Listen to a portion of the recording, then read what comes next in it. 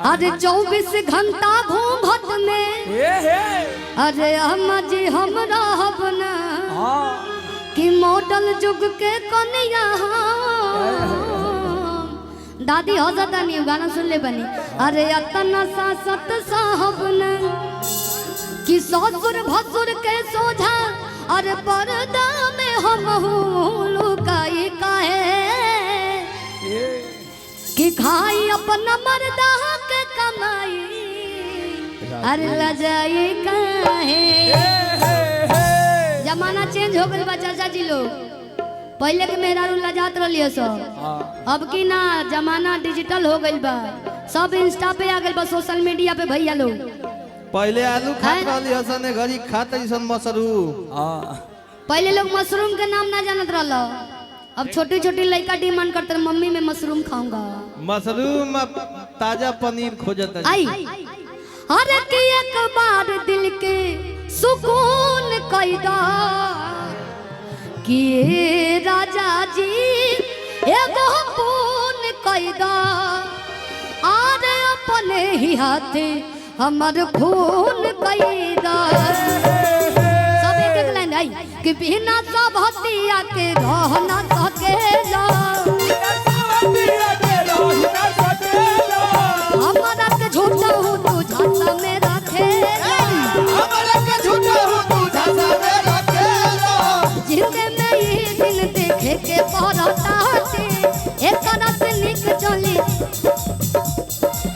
एक बार दिल के सुकून कैदा कि राजा जी एगो खून कैदा अपने ही हाथे हमर खून कैदा राजा जी एगो खून कैदा अपने ही हाथे हमर खून कैदा। भैया लेकिन ये गौरी गाना गाए केहू के जाए के नहीं कभी चौहान जी है और अभी बहुत सारा कलाकार बने सब सुनने के बाद एक लाइन और कहो जय उठ के भागता कि खाके पान जन ही जान तू हमारा हो कि अभी उसे अपन रहन सुधारा हो कि तोहरा न बाटे तनिको लाज रजबू हो तोहरा न बाटे तनिको लाज रजबू छने छने बदले छने छने बदले तोहरो मिजाज रजबू धोखेबाज रजबू धोखेबाज रजबू छने छने बदले तोहरो मिजाज रजबू धोखेबाज रजबू धोखेबाज रजबू।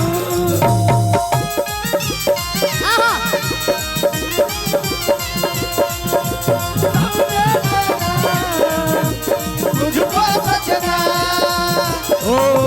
आग लगे आग लगे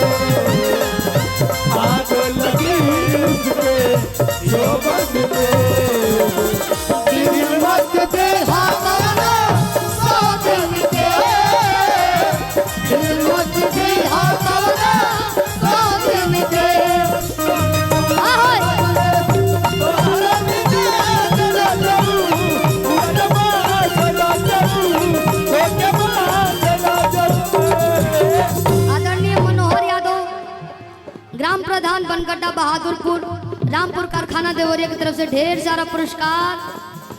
हेमंत पासवान सभासद बरसियापुर की तरफ से ढेर सारा पुरस्कार। कहो घर घर के पूरा जीमा हमारे का पार